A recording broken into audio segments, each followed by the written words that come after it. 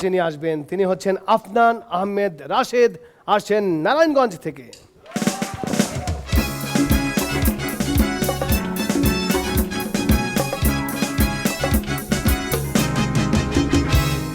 আসসালামু আলাইকুম। সুন্দর হোক কিংবা অসুন্দর, দামি কিংবা কম দামি, প্রয়োজনের তাগিদই আছে আপনার কাছে একটি কিংবা এক ঝাঁক। হাসর মঞ্চে আজকে আমার বিষয় হলো পোশাক। তো সেদিন রনি ভাই এসে আমাকে বলতেছে, জানোস রাশেদ, আমাদের নিপুণ আপু খুব মডার্ন। সে সকালে এক পোশাক পরলে দুপুরে চেঞ্জ করে আরেক পোশাক পরে, আবার বিকালে এক পোশাক পরলে রাতে চেঞ্জ করে আরেক পোশাক পরে।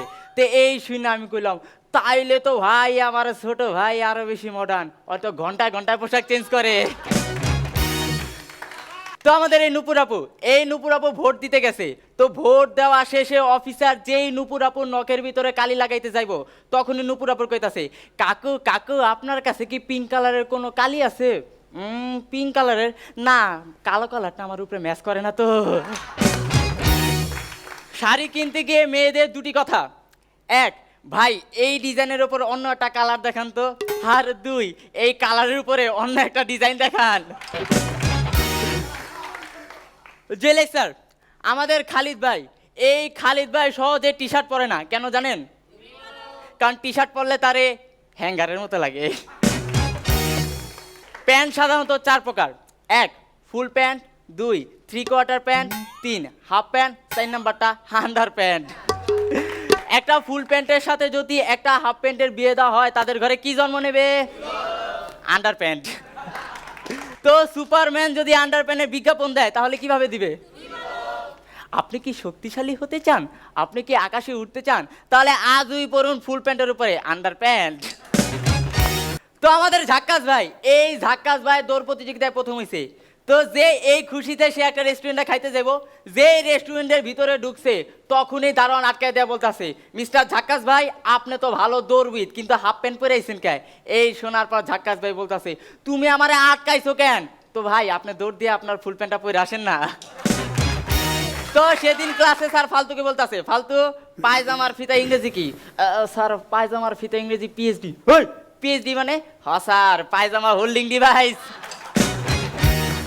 তো এবার লুঙ্গি।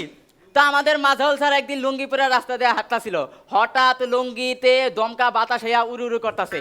তখনই মাঝাউল স্যার গাওয়া শুরু করলেন, পাগলা হাওয়ার তরে লুঙ্গি আমার উড়ু উড়ু করে, পাগলা হাওয়ার তরে লুঙ্গি আমার উড়ু উড়ু করে, ওরে ওরে হাওয়া থাম না রে, লুঙ্গি পরেছি বহুদিন পরে, ওরে ওরে হাওয়া থাম না রে, লুঙ্গি পরেছি বহুদিন পরে, হে লুঙ্গি হে হাওয়া হে লুঙ্গি, হে লুঙ্গি হে হাওয়া হে লুঙ্গি, লুঙ্গি পরেছি বহুদিনে পরে। মাঝার ভাই, দুর্দান্ত একটা পারফরমেন্স রাশেদ তোমার। তুমি এই এত এনার্জি পাও কি করে বলো তো? হ্যাঁ, তোমাকে অনেক ধন্যবাদ রাশেদ। নিপুণ, তোমার সবচেয়ে প্লাস পয়েন্ট ছিল তোমার লাস্টের গানটা। ওই গানটা হলো, মানে আমি বলবো তোমার মার্কিং বলো, যা কিছুই বলো, সব কিছু প্লাস হয়ে গেছে তোমার লাস্ট পারফরমেন্সটা। এই জন্যই তো বলে লুঙ্গি এবং কপালের মধ্যে মিল কোথায়, কখন যে খুলে যাবে কেউ জানে না। লুঙ্গি তোমার ভাগ্য খুলে দিল।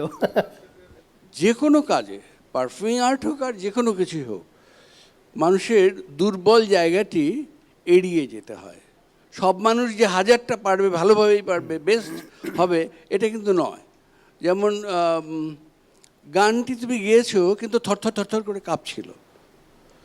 তো গান থরথর করে কাঁপলে কিন্তু আর সুরে লাগে না।